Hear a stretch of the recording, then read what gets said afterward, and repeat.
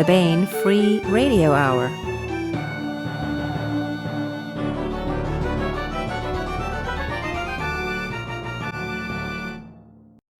On the podcast, Chaos in the New World, a young gamer steps out of her comfort zone and into the real.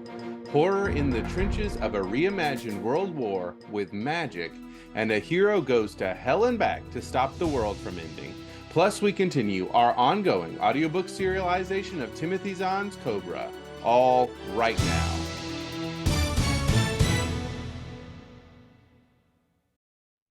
Welcome to the Baen Free Radio Hour. It's a pleasure to have you along. I am Baen Associate Editor and your podcast host, David Afsharirad. Over the years, Baen Books has been proud to publish the best authors in the genre. Folks like David Drake, David Weber, and Lois McMaster Bujold, and more recently, writers like Larry Correia and Tim Powers. And of course, that is just the tip of the Baen iceberg. On today's podcast, Sean C.W. Korsgaard helps us welcome a new batch of science fiction and fantasy authors into the Baen fold. Some are relative newcomers, while others have made a name for themselves elsewhere. But there's one thing they share in common. All are gifted storytellers, and we are thrilled to be publishing their work. In just a moment, we'll join Sean, Gregory Frost, Monalisa Foster, Marisa Wolf, and Howard Andrew Jones. But first, the news.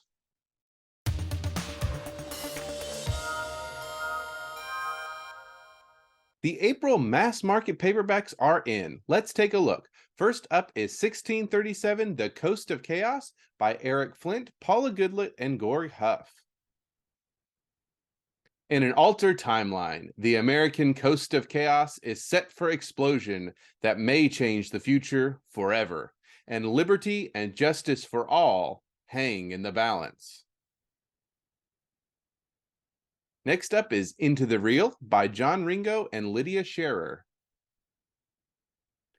Lynn Raven may be the boss master of Warmonger 2050, but when the CEO of Tsunami Entertainment personally asks her to beta test a new augmented reality game, she has to face her greatest fear, going outside and dealing with, well, people.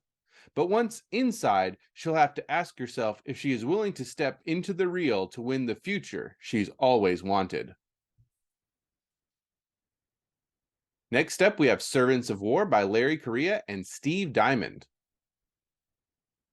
Ilarion Glaskov's quiet life on the fringes of the Empire is thrown into chaos when he is conscripted into the Tsarist military and sent to serve in The Wall, an elite regiment that pilots suits of armor made from the husks of dead golems. But the Great War is not the only danger facing Ilarion, as he is caught in a millennia-old conflict between two goddesses.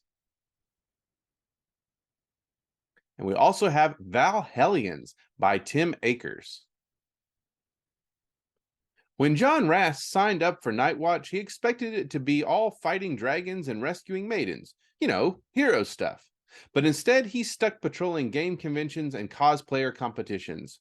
Fortunately, all that changes when an honest-to-goodness necromancer shows up wielding a weapon created by Nazi occultists and accompanied by some badass evil Valkyries hell-bent on kicking off the end of the world.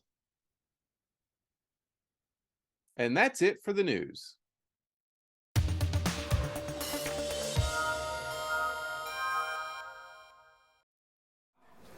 Ladies and gentlemen, we are live from the Baen offices for this episode of the Baen Free Radio Hour. I am your host, Sean C.W. Korsgaard, Assistant Editor and the Publicity and Media Liaison here at Baen Books, and I am joined by four of our newest authors here at Baen.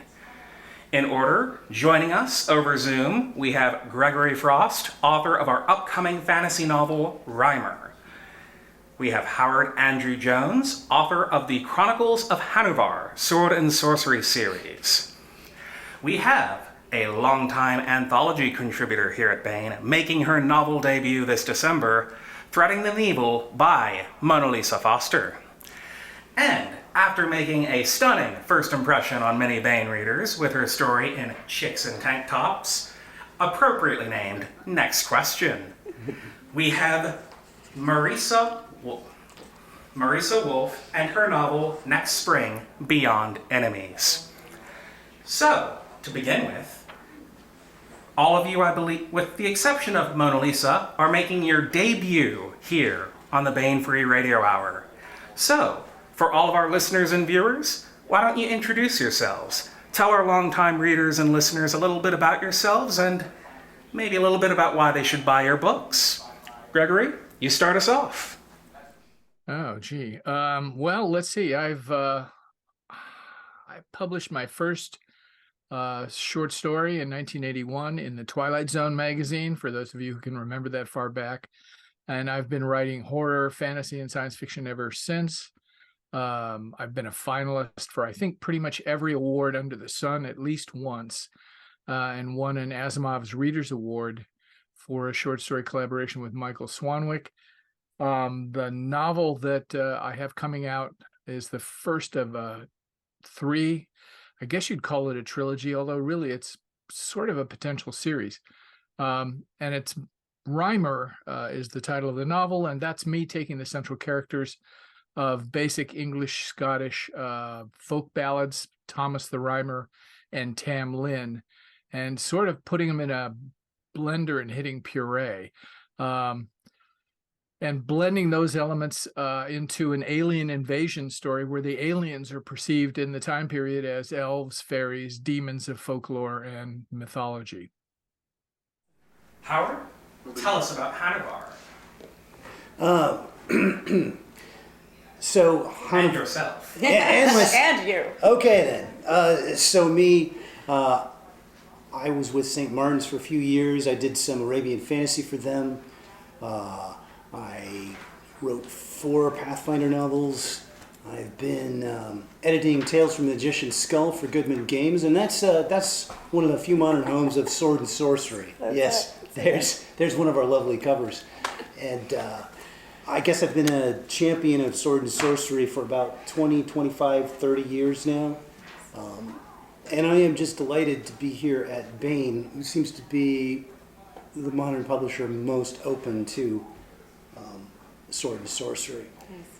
And as for Hanavar, this is old school sword and sorcery with sort of a modern spin on it. And I'll talk some more about that later over the course of the interview, but I'm pretty excited to be here and introduce the world of this character. Awesome. Monalisa, tell us about yourself and Threading the Needle. Hi, I'm Monalisa Foster. I've been writing short stories mostly, but I was very excited to finally transition to having my first traditionally published novel come out, which is Threading the Needle. It was inspired by the John Wayne movie El Dorado. Space opera is my favorite genre to write in because it lets you have adventure and kind of a science-y background, and you can have all of these really cool things happening, and it's really the primary genre I write in. And I can use some of the stuff that I actually was educated for, which was I'm a physicist. I used to work in engineering and also in radiation oncology.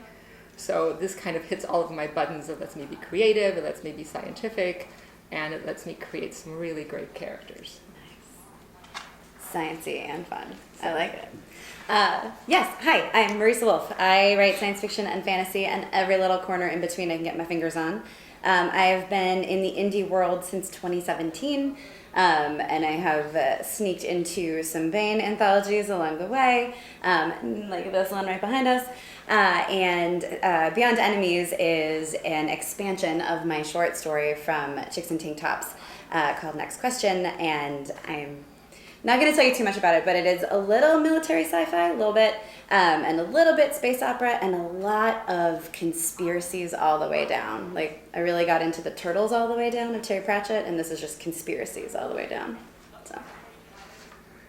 Now, you told us a bit about your books, but of course, this is your chance to introduce not only yourselves, but your work to our wonderful audience at home. So, get those elevator pitches ready, and tell our listeners and viewers why they should buy your book and what it's about.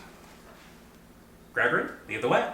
So, get those elevator pitches ready and tell our listeners and viewers why they should buy your book and what it's about. Gregory, lead the way. Gee, I thought I did that. Rhymer is about a character named Thomas the Rhymer, out of English balladry, who in the original folk song is taken by the Queen of Elfland or the Queen of Fairies on a hellish ride to Elfland and deposited back, in reality, theoretically.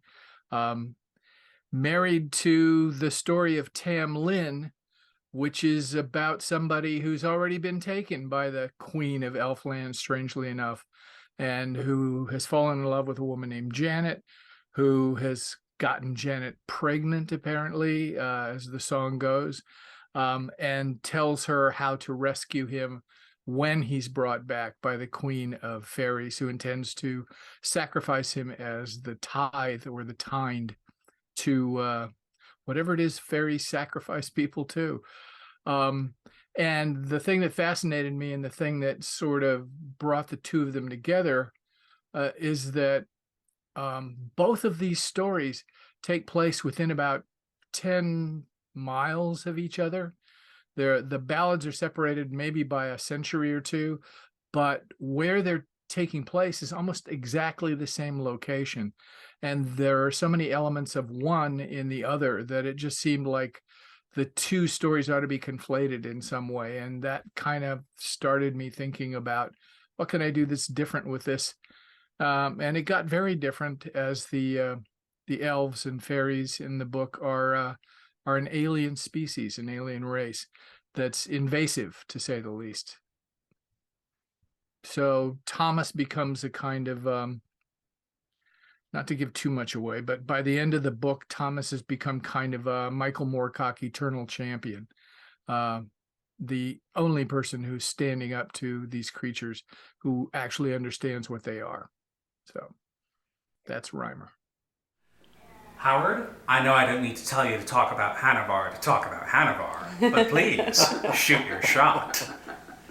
All right, so Hanavar's city has fallen. The people fought block by block, house by house. Most of them fell with sword in hand. Only a few thousand survived to be taken away in chains. So thorough was the Dervan Empire's destruction of the city that they sowed its ground with salt. They ritually cursed it, they looted its temples. They only made one mistake, and that's that they let Hanavar Cabrera live. And Hanavar is against the might of a vast empire. All he has is an aging sword arm, decades of military experience, and the greatest military mind in the world set upon a single goal. It doesn't matter where they've been taken. From the end of the empire to its rotten core, Hanavar will track down his people. He will find every last one of them, and he will set them free. Hell yes. Nice. Nice. Monalisa, tell us about Threading the Needle and a bit about how your John Wayne twist has a military sci-fi touch. Threading the Needle is about Talia Merritt, who is a wounded veteran turned bodyguard, and she joins forces with her old sniper partner. They're going to help some terraformers fight a rival who is trying to steal the secret that is going to allow the new world, the newly colonized world called Gordon, to come closer to independence from the corporate nobility ruling Earth. And the way it has a military sci-fi twist to it is that she happens to have a cybernetic arm. So we have this woman who has been wounded, has been given a cybernetic arm to replace the arm that she lost, and she is also trying to outrun her reputation as Death's handmaiden. Marisa? Oh, God. Bring it home. Sure. So Talon Riaz is just, a gene-edited girl fighting a war with her AI partner that was grown in her head, B617, also known as B. And Talon and B have been sent to the ass end of the war, basically. And they are not pleased about it, because what is the point of having a weapon of mass destruction under your control if there's nothing to mass destruct? And then a lot of things go horribly, horribly wrong. And the injustice they think they were served isn't at all the injustice they're dealing with. And they need to decide, are we going to let the galaxy stand at status quo, or are we going to risk burning it down? And there wouldn't be much of a novel if they don't risk burning it down, so I don't feel like I'm giving away too much, telling you that they think they know the story and they don't, and that happens a couple of times. So. Now, one other thing I love about this group of authors is each of you took a very different route to getting published by Baen. Sure. Could you tell us a bit about that? And at the same time, what made you pitch your book to Baen? And what went through your head when that contract got signed? The moment every author dreams of. I think the first thing that went through my head when the contract was signed was, oh my God, I've got to write books 2 and 3 now. So sort of that moment of panic. We pitched the books to Baen mainly because Baen publishes across the spectrum. I mean, you're just talking about that right here. Horror, fantasy, science fiction. It's all under the umbrella of Baen, and this is a book that sort of incorporates all of those things. It's got elements of horror. It's definitely got a science fictional twist to it, and it's definitely fantasy, historical fantasy. So that was why. And that's just where I live, across that spectrum of genres. So I love having a publisher that's going, yeah, do anything you want. We'll watch. I guess I should say that I knew that Baen would be most receptive to stories of adventure and with honest to goodness heroes. And it seemed the natural fit. And my agent and I approached multiple publishers, but I had my fingers crossed for Baen. So it seemed like it would be the best fit, and lo and behold, it was. Nice. I happened to mention to Tony that I thought that this would make a great space opera, and she said, yeah, it would, so go ahead and write it. And I remember at first kind of being a little apprehensive about making it about space cows. And she says, no, you need to make it about space cows. So I just ran with it after that. I was like, once she said that was okay, everything just kind of came together. Oh, Space Cow Saved the Universe. So good. I had written a couple of short stories. I have loved Baen I'm not going to do time math because it makes us all feel old. So a long time. Next year is the 40th anniversary, and a long time. So I had been wanting to be amongst the legends that work with Baen for a really long time, and got to write some short stories, was talking to Tony about them. And when I wrote Next Question for Chicks in Tank Tops, I'm just going to keep pointing to it because this cover is amazing. I was kind of obsessed with the characters, and once it was over, I was like, there's so much more to do there. And when I was talking to Tony about some of the stories that I had written recently that she had read, she was like, well, what are you thinking? I was like, I really want to write a novel based on this, and this is what would happen. She's like, And I was like, yeah, and then this would happen. She's like, yeah, I'm going to need to see an outline and a first chapter. Let's do it. And I was like, yes, thank you so much. And what went through my mind when I had a contract in front of me was a high-pitched squeal for a very long time, maybe a tear. I don't know. It's a little bit of a blur because I might have hugged it. Like I physically hugged the contract. I'm not embarrassed to tell you that. I would do it again. And yeah, just really just so pumped. So. Well, we've asked a bit about the pitching process and the sale. I'd be remiss if I didn't ask a group of new to Baen authors about the writing process, especially given some of our listeners are themselves aspiring authors, hopefully aspiring Baen authors. So please, tell us a bit about how you write these wonderful stories. It's all you, Greg. Oh, me. Well, I'm somewhere between the two poles of seat of the pants writer and a structuralist. Okay. I draft longhand with a fountain pen. I don't recommend this to everybody else. Okay. I think it's 19th century technology writ large. And I don't even call that a first draft. I call that a zero draft because it's too crappy to be called a first draft. It's usually a mess of text, ideas, notes. It might be a paragraph written over and over and over again just to get me launched into the thing that I actually want to type up. And from that, I type up a first draft that's more coherent in a way, I think, because through that weird tactile process of writing with a pen, I've found connections in the material that weren't there, even though I had an outline that I was working from. Somehow the actual physical putting the words down on page sort of concretizes, if that's the way to put it, what I'm starting out with. So I'm both seat of the pants and structuralist. I don't think you can write a novel in the end without an outline. I know a couple people that do it and they scare the hell out of me. But most people I know sooner or later are sitting there at least outlining their chapters as they go, if not the whole book. Greg, my process is somewhat similar to yours. I don't use a fountain pen, but I do tend to write the first draft longhand in my notebooks, and I also call it sort of a scaffolding draft.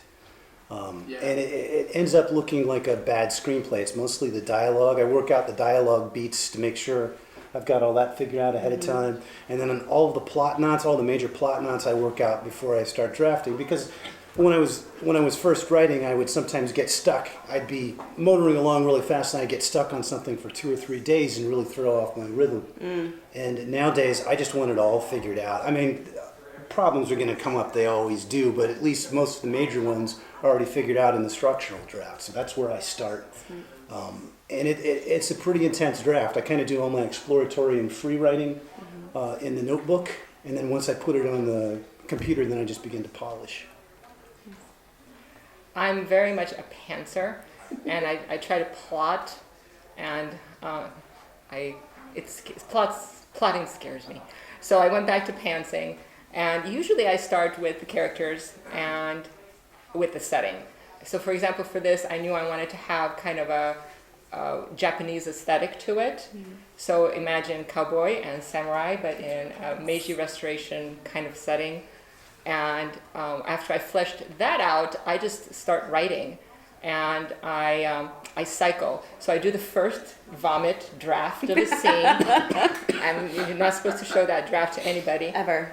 And then I'll write the next scene, and then cycle back and flesh out the first one and add to it, and then I'll write the third scene and then cycle back. So I'm in this constant revision and adding to and fleshing out the revision mode. So usually by the time I'm done with my first draft, it's 90% complete as far as polishing it, and I make sure that I have hit all of the story beats. So everything that's supposed to be in Act 1 is in Act 1 in order. And same for Act 2, 3, and 4.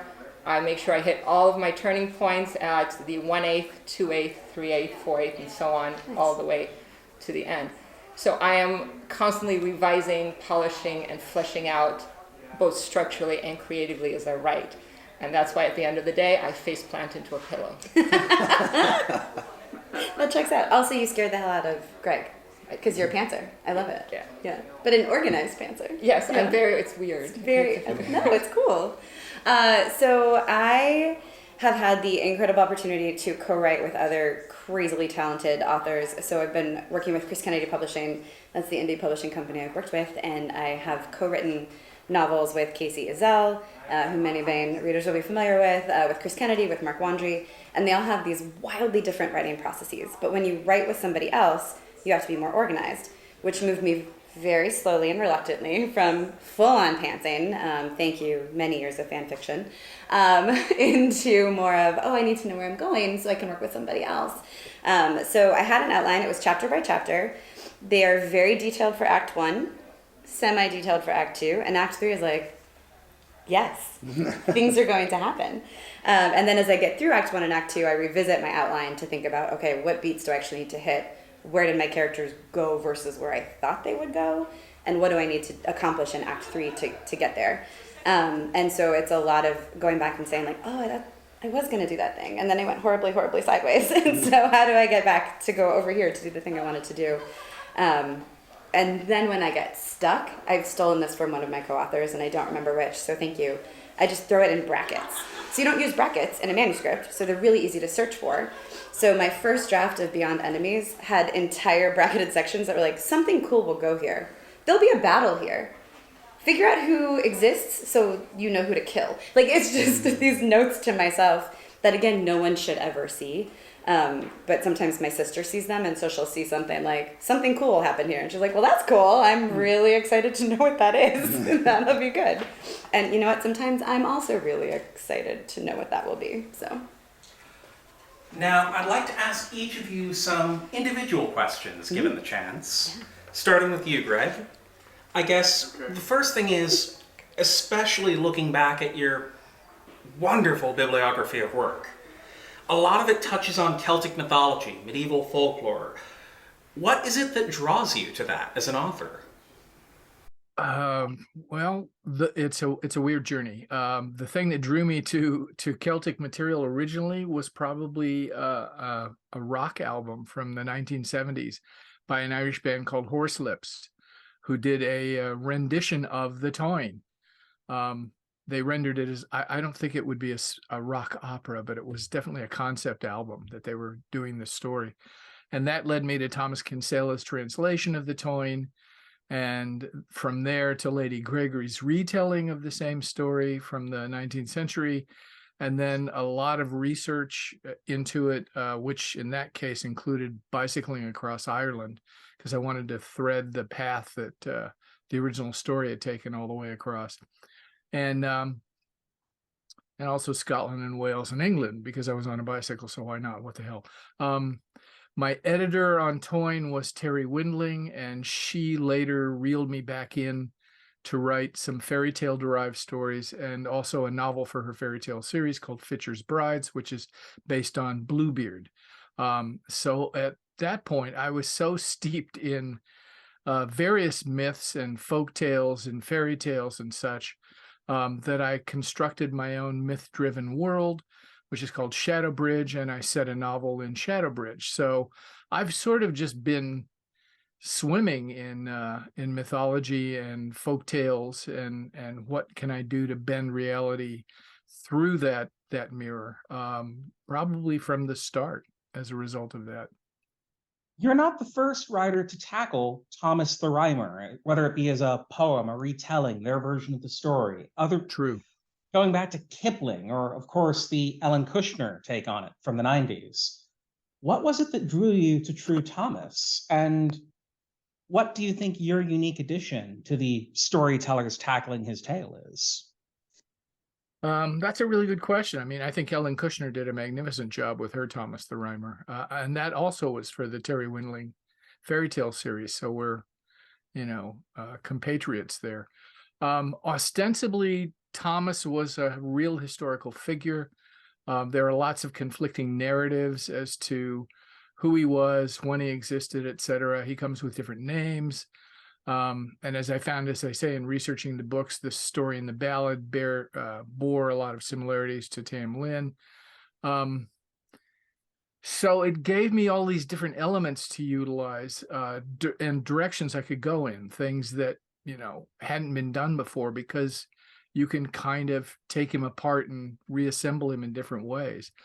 And I started referencing things from the two ballads to suggest that here were some real things that had occurred, which over time mutated into the ballads, which is kind of the way I play it through the book. And then in the second book, this allows me to do the same thing with another historical figure, also built from contradictory source material, whom Thomas becomes, and that's Robin Hood. So doing it in book one kind of opened the door for, we're going to mess with the same thing a century later, and explore Robin Hood in the same way. You've got lots of contradictory stories about Robin Hood. Why not go there too? So that's kind of where it went. Now, the other thing that reading Rhymer that really impressed me, at least as a reader and an editor, was you really rope in a lot of different genres: fantasy, historical fiction, even science fiction, and you thread the needle so skillfully. What's your secret? Thank you. I drink a lot. No, let's see. What? I'm not, well, I said that I like to write across the genres. This is a project that's offered me the opportunity to pack in all three at once. I kind of think of science fiction as the fiction of change. And in this case, that's cemented to a horror aspect of the story, which is to say, the fiction of intrusion or violation. So the science fiction is really the engine driving this intrusion. So here we have a science fiction aspect, the Evag race, who are sempiternal and have a goal of remaking the Earth for their habitation, which is what their real dark plan is. And for them, 1,000 years is nothing. It doesn't mean a thing. And by manipulating key decisions by the ruling class over time, they can guide the world to their goal. So dropping that premise onto the form of a folkloric tale meant that I have a character who's their nemesis, presumably for a very small period of time, but then an accident turns him into something, like I said, the Michael Moorcock eternal champion figure, who can live through time and continue to combat them.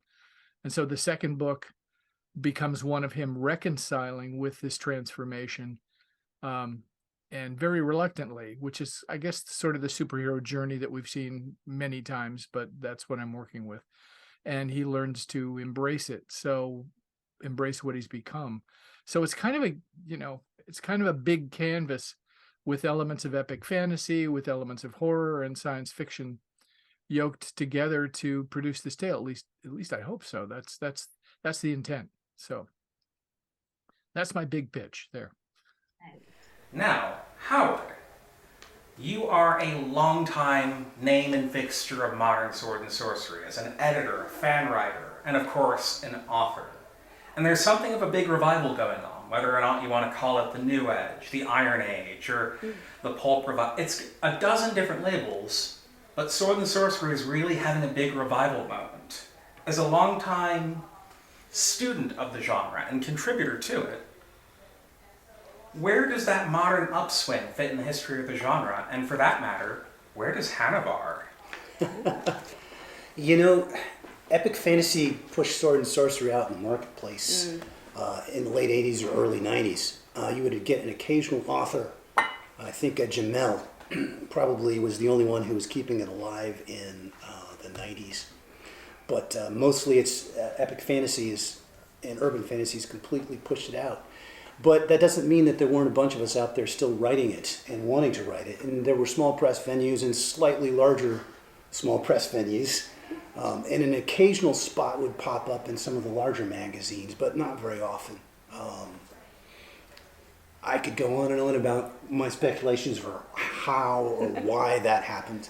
But as for this new movement, I don't feel like it's that new, actually, because me and compatriots like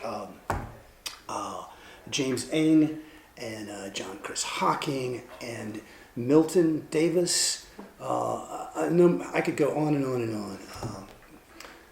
Violet Milan, we've been out there writing it. And as far as how is it different from older stuff? Well, we're drawing from the same sources. It's like we're going to the same well, but we're leaving some of the suspect stuff behind. Some of the suspect politics and racism and sexism, but we're keeping the forward momentum, the fast pace, the sense of the exotic. And where Hanavar fits into that, he's all about the forward momentum. He's all about individual, exciting episodes that build into part of a greater whole. And then, of course, I put in some of my own. I've been fascinated with heroes, Audie Murphy, for instance, or Medal of Honor recipients. I just love those stories, and they're about people who stand up and do the right thing, even when no one is watching, even when all the odds are stacked against them. And that's what Hanavar's doing. Impossible odds, but he knows what the right thing to do is, and that's what he's going to do. You kind of touch on both of my other questions, but first is that one of the things that's so unique about Hanavar is that first, he is a middle-aged sword and sorcery protagonist, and that Roman and Punic War influence steeps throughout the series. And I know you are yourself a student of Hannibal and the Punic Wars. what drew you to that era, to base your sword and sorcery hero off of ancient Rome as opposed to the Bronze Age or medieval era that so many authors draw off of? And what made you decide to base your hero off, debatably, the biggest boogeyman of the ancient world? Well, first, since I'm middle-aged, it may look like, oh, of course he'd write about a middle-aged hero. Stop. But oddly enough, I came up with Hanavar like 15 or 20 years ago. Nice. And it took me a long time, I feel like, to polish my skill to do him properly. Or maybe I had to be old enough myself to write him properly. But I've been fascinated with Hannibal of Carthage since I was 15 or 16. He was, I know it sounds weird, but he was a childhood hero. And I reread Harold Lamb's Hannibal biography the way some people read and reread Lord of the Rings. I could go on and on. I could probably talk for a couple of hours about why Hannibal of Carthage is so freaking cool. It's not just that he was a great general, and he was. The way he won battles has almost a Zorro-like wiliness to it that's fascinating. But he's also a capable statesman. I mean, once the wars were over, he came back and reorganized the Carthaginian Senate so that instead of having lifetime rule, the senators had to be elected by the people every 2 years. What were the rest of the questions? Well, you sort of answered a lot of it. That what drew you to make your hero based off Hannibal, but one thing you haven't touched on yet is one of the other things I've loved about the Hanavar books is that in that classical sword and sorcery sense, they're broken up into smaller stories that form a cohesive whole. And while we saw a lot of that, especially in the 70s boom with Cain, Elric of Melniboné, Dilvish the Damned, and of course Jack Vance and Dying Earth and all those classics, you don't see a lot of it these days. What made you decide to take that classical approach? Well, look, I love that old stuff. I grew up reading it, and as I got a little older, I continued to read it. So I am just steeped in it. Fafhrd and the Grey Mouse, or Conan, Kull, all of the Robert E. Howard heroes. Lesser known, but just as important because he preceded them all, was Cleet the Cossack by Harold Lamb. Those stories are amazing. And I never saw any other way to tell the Hanavar stories. So they're individual episodes, but they build toward a greater whole. Each book is sort of like a season of a TV series. So even though each stands alone, they build, characters come back, and then it builds toward a season climax that wraps up the book. And then season 2 starts in book 2, and then season 3. And of course, there's an overall arc that's building to complete the story. And what else can I say? I'm having so much fun writing them. While I was waiting to hear back on book 1, maybe it was stupid of me, I just kept writing. So I had book 2 written by the time I finally got a green light on book 1, and I'm revising book 3 now. I love the character, I love the stories. I'm super excited about the whole sword and sandal vibe with the where magic is not this easy thing, but it's dark and terrifying like you see in the old sword and sorcery tales. Also not stupid because that means two are coming out this year. Yeah. It's pretty great for readers. Book 1 comes out in August, and book 2 comes out in October, shortly on its heels. I mean, like, we can, that cover. There's the cover, yeah. Nice. And you'll see, that doesn't look the least bit like it might be influenced by ancient history. Mm-mm. Now, you did ask why I chose ancient history as far as medieval. Look, I've dug all kinds of medieval fantasies, but probably because I was fascinated with ancient history from an early age, it seemed natural, and I love old sword and sandal flicks. Plus, it's not done as much, and why not? Yeah. Now, Monalisa, to again touch on those authors' journeys with us, you've been a long-time fixture of a lot of Baen anthologies, going back to the Freehold collections to, most recently, you had a great story in Robo-Soldiers. Absolutely breathtaking story. For all of you who haven't read Robo-Soldiers yet, please do. What was it like finally making that jump that, to a certain extent, every Baen anthology contributor hopes to make, to Baen novelist? I actually started out writing novels, and short stories were kind of a second form. But I think because novels are easier to write than short stories, because you do have more of a set structure and more, you can do more, that it really felt like, oh, I've made it. this is what I have been trying to be Lois Bujold ever since I discovered Lois Bujold. Yeah. And I've been wanting to write specifically for Baen, probably for just as long. So it was one of those things that it was one of those lifetime bucket checklist items. And I remember when I first got the email from Tony saying, okay, we'll go ahead and take it, that I actually had to have Rick read it to me several times to make sure that it was exactly what I thought I was reading. She was like, this is a yes. Mm-hmm. And I couldn't believe it for days. So that was kind of like, that was where the transition was for me, is, oh, I've made it. I'm here. Of course, one of the things that really stands out about Threading the Needle, you touched a little bit on the Japanese influence, but also your Romanian upbringing flavored a lot of it, such as you have bokoi instead of cowboys. Could you tell us a little bit about that? So in Romania, we had one channel and 30 minutes of programming a day. And that was for the Romanian television. And this was, just to clarify for everybody, this was still under communism, under Ceausescu's regime. And a lot of the stories were just broken up because the censors would take them apart and chop them apart. But if the movie was old enough, then it would pass the censors. And if the setting was old enough, it would pass the censors. And same thing with Hungarian television, because my grandparents were ethnic Hungarians. So we would have two channels, and they were very grainy and very, very chopped up. But I grew up on Pirates, on Errol Flynn and his adventure movies. I grew up on American cowboy films. And bokoi, it was just a thing that us kids, because we weren't English speakers at the time, mispronounced cowboy. And that was how we got our reward, was we were allowed to watch bokoi films if we were good. So that's where the influence came from. Now, the other influence that you've touched on a little is the legend himself, Mr. John Wayne, and one of his movies in particular. Why that John Wayne flick, and were there any other westerns that helped shape Threading the Needle? And for that matter, were there any space westerns that helped influence it? Funny you should bring that up. Firefly, it turns out, is the first space western, right? And also Yul Brynner's Westworld. Yeah. And I remember watching Yul Brynner dubbed, and it was Romanian, and he is, the actor himself is. I've always been very, very impressed with him. Same thing with Errol Flynn, same thing with John Wayne. And there's nothing more American than John Wayne.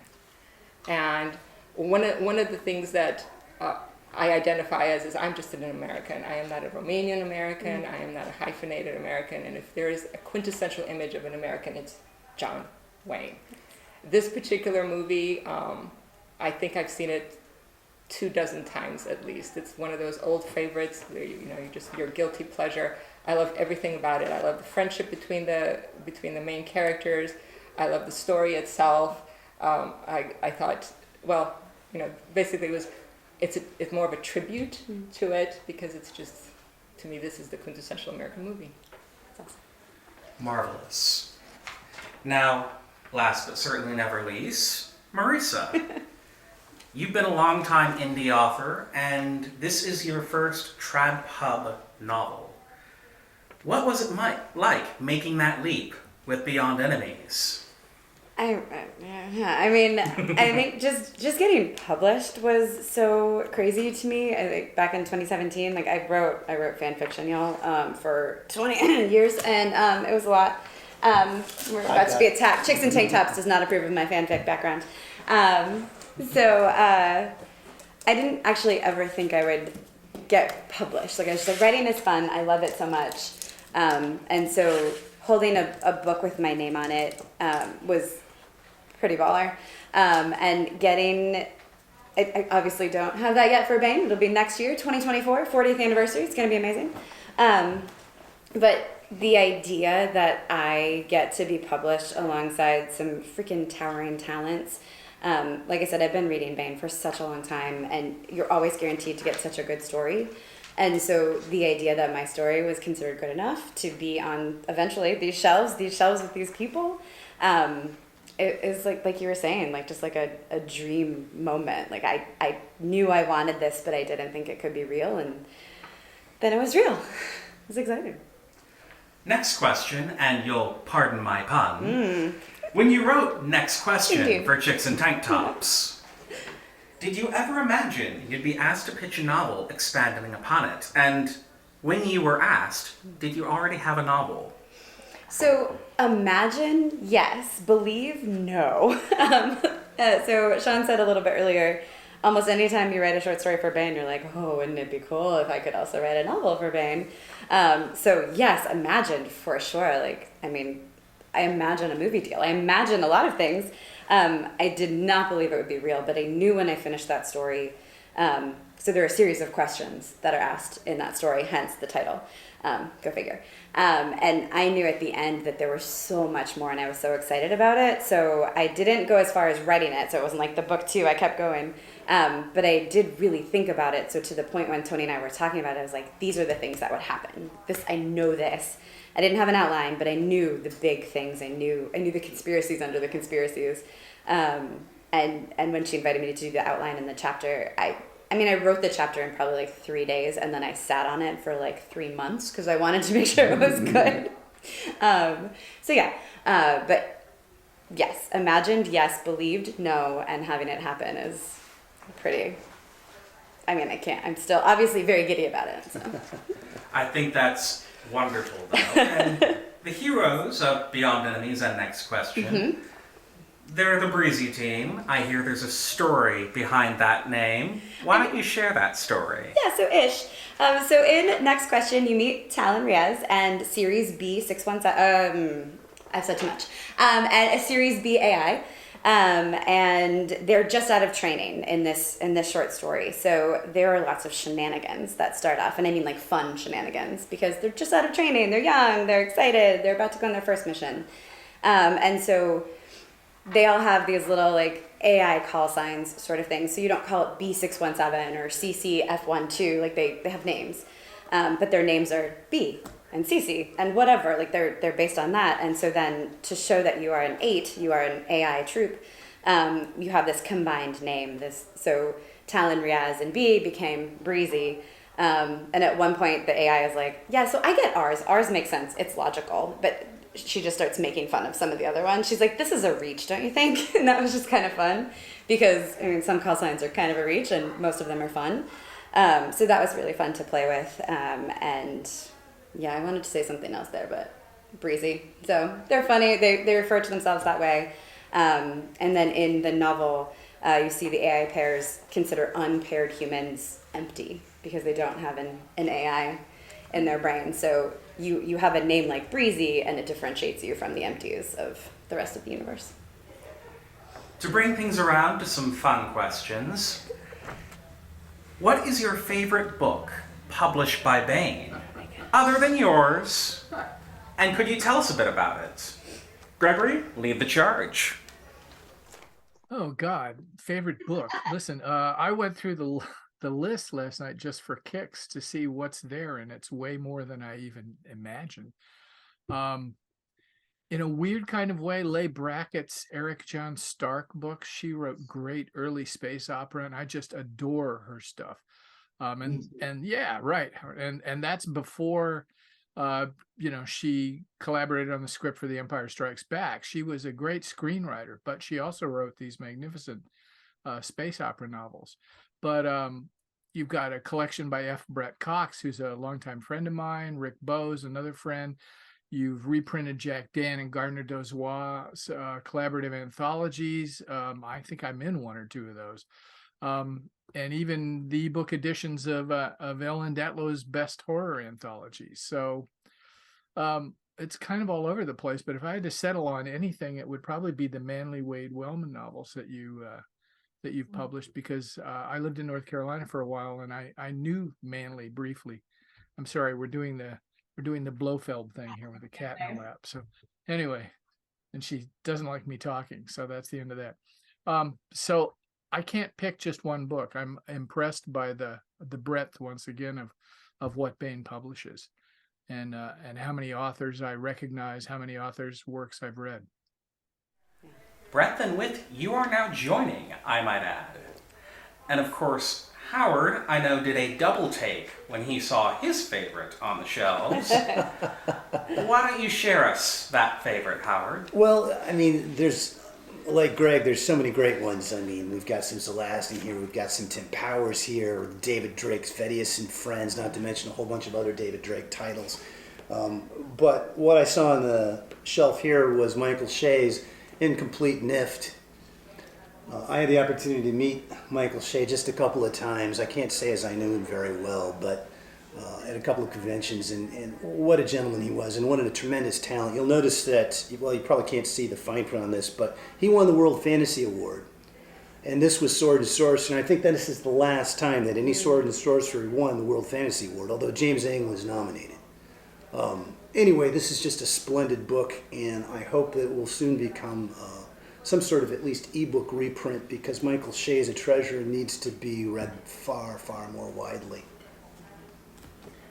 Now, Monalisa, share yours. So before I go into talking about this too much, one of my absolute favorite authors is Robert A. Heinlein, and you guys are republishing some of his stuff. I taught myself English by translating Robert Heinlein's Juveniles in the library. I love those. So good. Okay, so that he. Do you have a favorite of the Juveniles? Of the juvenile, Podcane of Mars, probably. Yeah? Yes. And Friday is my favorite adult novel. But when really, Bujold is the one that inspired me to want to write space opera, especially a Regency in space kind of space opera. I love her stuff, and every year I would go through and just read the entire thing over.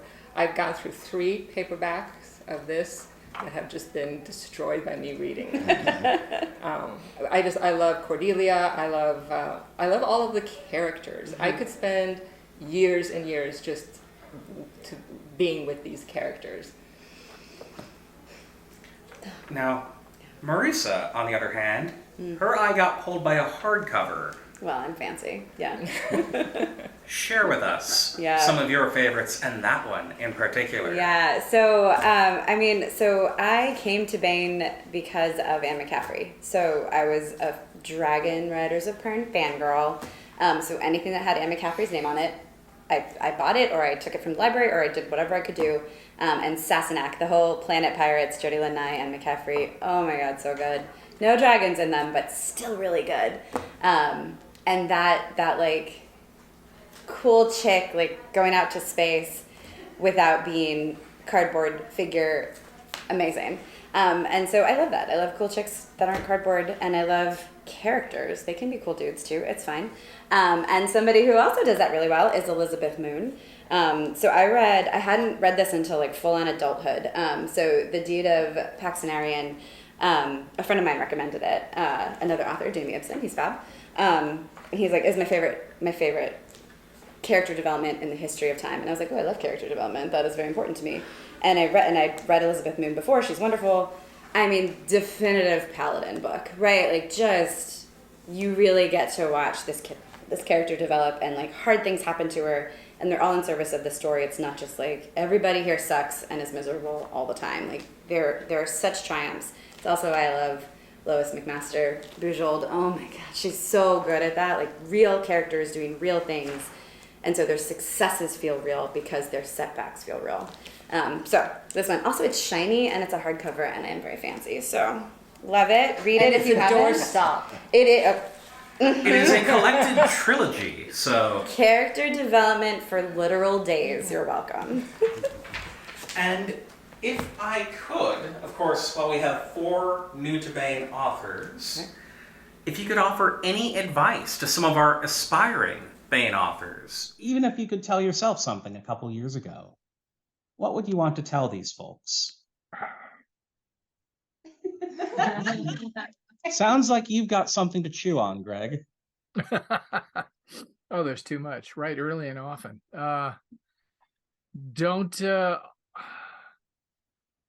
what do I want to say? Don't be discouraged if you start writing something and you feel like you lose your way and don't know where to go. Quite honestly, I think most writers lose their way and don't know where to go at some point in every project that they're writing. And the only answer to that is to continue writing, to push ahead. And I promise you, if you do that, you will push through that wall and come out the other side, and your story will start to make sense to you again. And if you don't do that, you're not going to get published. You're not even going to have a shot at getting published. So you need to convince yourself, even when you think it's all hopeless, that it's worth doing. It's worth continuing on. I'll echo that, and I'll say I was talking to some young writers just a month or so ago, and they thought that us experienced writers would get it right the first time, and they were so troubled by their first drafts. And I was like, no, the first draft frequently is terrible. Give yourself permission to let that first draft suck. Just keep writing. And I think that's an important lesson. And the other one that I wish I'd learned sooner was know what every character wants in the scene before you start writing it. Almost as though you're the film director or the stage director reviewing all the actors' motivations before you say action.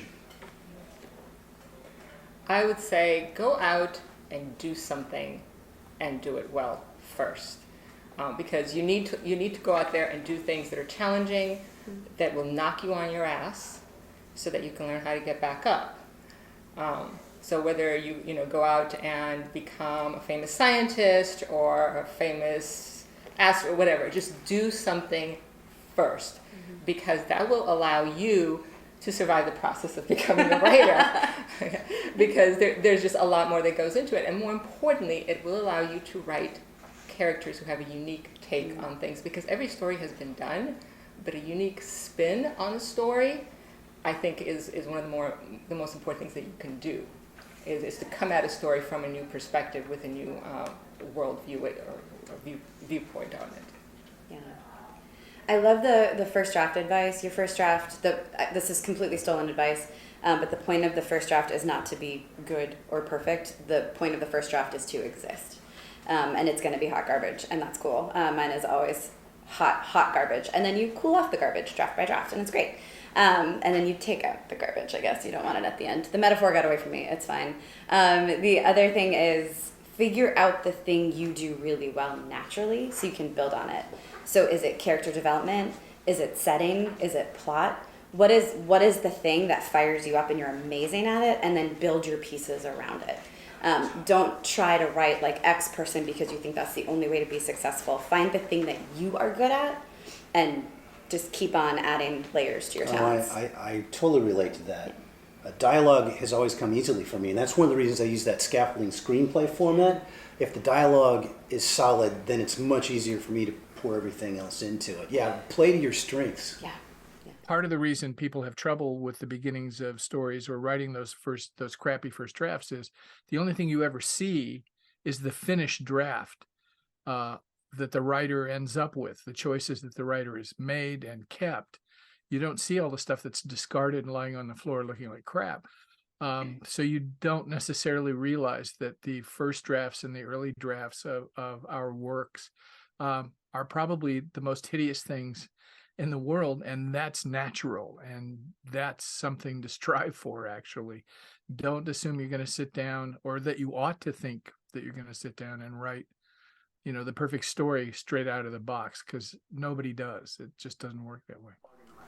I do have one curveball before we get to the last question, because we not only have 4 of our brilliant new to Baen authors here today, we have Baen editor-in-chief Toni Weisskopf.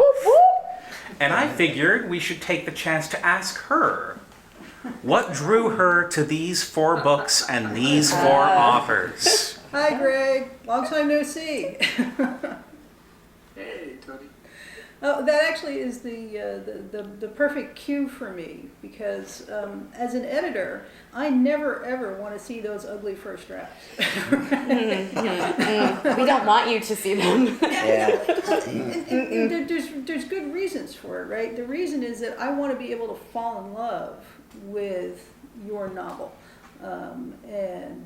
If you're showing it to me with the diaper unchanged and and the ugly T-shirt on it, I'm not going to love it, right? Mm-hmm. You want to hand me that baby all perfectly, powdered and puffed and in its prettiest outfit, and then I will kiss it and not do terrible things.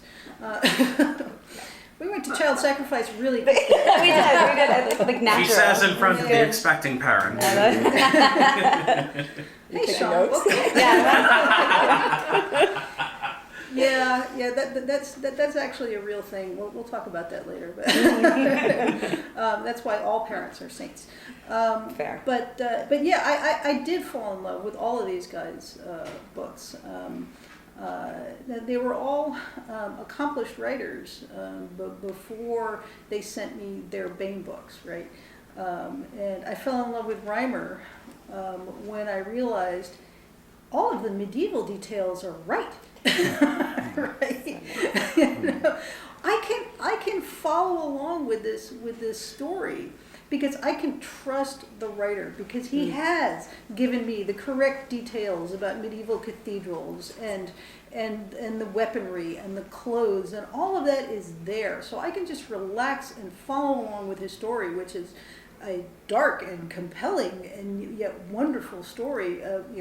Brilliant new approach, I think, to Thomas the Rhymer, and that's how I could fall into that.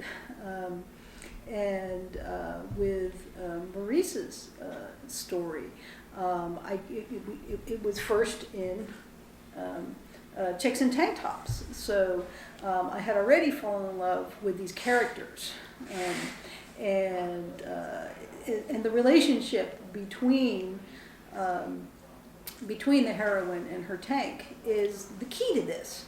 But the world building is also incredibly strong. But I fell in love with the characters first. And for Monalisa's story, I knew where she was going from the proposal already.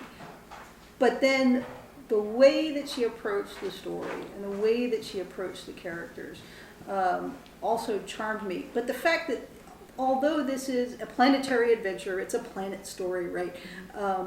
It is hardcore military science fiction in its themes. And I loved that. Right?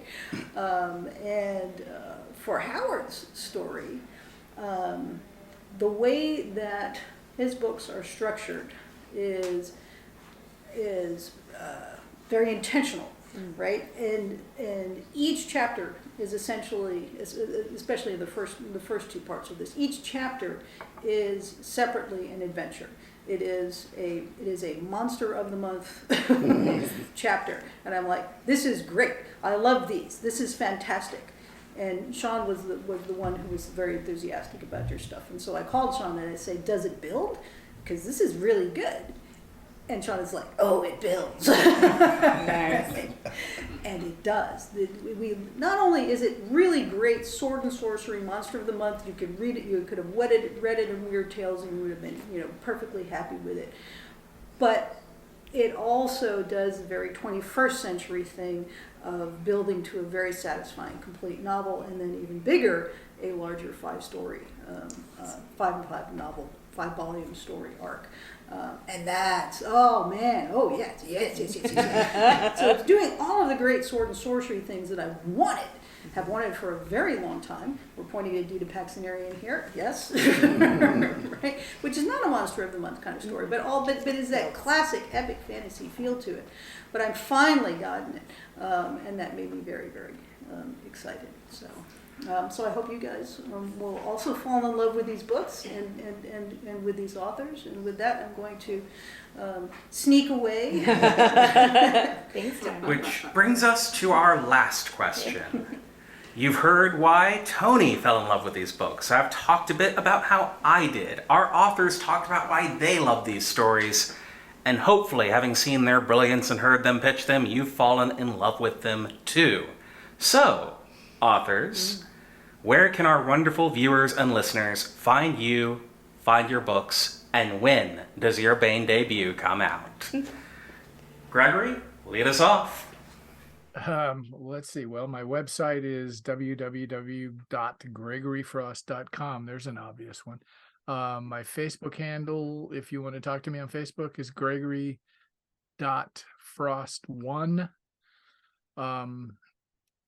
The book comes out, I believe, June 1st. Or early June at least. And I'll be at Confluence in Pittsburgh later in July for that book this summer. So I think that answered everything, right? Yes, sir. Howard? Let's see. Lord of the Shattered Land, book 1 of the Hanavar series drops in August, and book 2, City of Marble and Blood, appears in October. So not much of a gap between those two. Let's see. My website's also really obvious, howardandrewjones.com. I'm not on social media very much. I'm usually just writing, but I sometimes pop by Facebook, and I believe that's howardandrewjones.1. I don't twit much, but I'm at Howard Andrew John. And I too am going to be making the convention circuit. I'll be at LibertyCon. I'll be at Fantasy here later today. Yeah. Imaginarium in Louisville, and I'll be at the Gen Con Writers Symposium and Dragon Con. Monalisa? I also have a very, very obvious website. It's monalisafoster.com. I am on social media as Monalisa Foster Storyteller on Facebook, and at House Dobromil on Twitter. And Threading the Needle is going to be out in December, and I'm going to be here at Fantasy, and then LibertyCon, and then FenCon, which it's not happening this fall, but it's happening next February. And then maybe next year, but not this year, I'll be at DragonCon. Marisa? Yeah. Close us off. I mean, at marisawolf.com, I also have .net, so you got options. If you like, right? I think switch it up. If you like books and dogs, I'm at BookDogs on Instagram. You will get pictures of my dogs. You're welcome. And I am at Fantasy with these lovely people. I will be at my home away from home LibertyCon later this summer in Chattanooga. DragonCon, which is the world's most overwhelming collection of nerds, and I love it so much.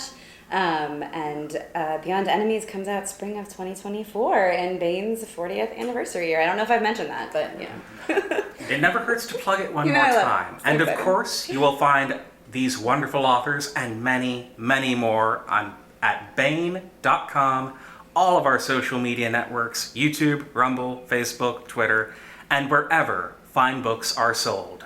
Listeners, readers, and viewers, thank you for joining us, and we will see you next time. Bye, thank you.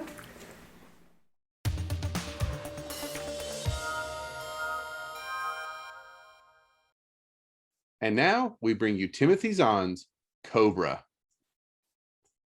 Earth's only hope was the Cobras. The colony worlds Adirondack and Silvern fell to the Troft forces almost without a struggle. Outnumbered and on the defensive, Earth made a desperate decision.